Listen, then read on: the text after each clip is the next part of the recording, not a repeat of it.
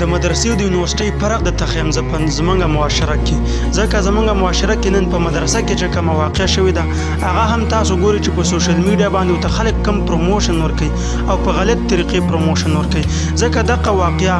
ملکن په یونیورسيټۍ کې هم شوی و چې یو ماشوم شهید شوی هغه نه یونیورسيټي چا بنده کا چې ډېر خلک غلط الزامونه په مدارسو باندې لګي دا اصل کې په دین باندې الزام دی دا چې په یونیورسيټي کې دغه رنګ دی یو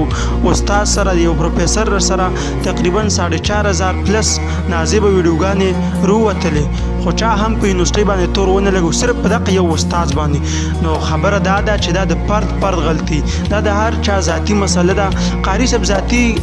هغه خراب دی ظلم یې کړی تشدد یې کړی خو ټول خلک دین سره چې کوم تړلي دي هغه داسې نه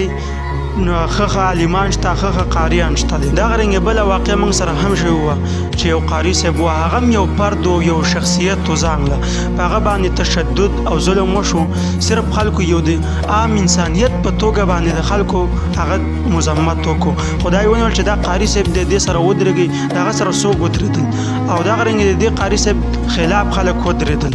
بلکې د دې قاري صاحب نه د مدرسو او د علماو د قاریانو خلاف ودرېدل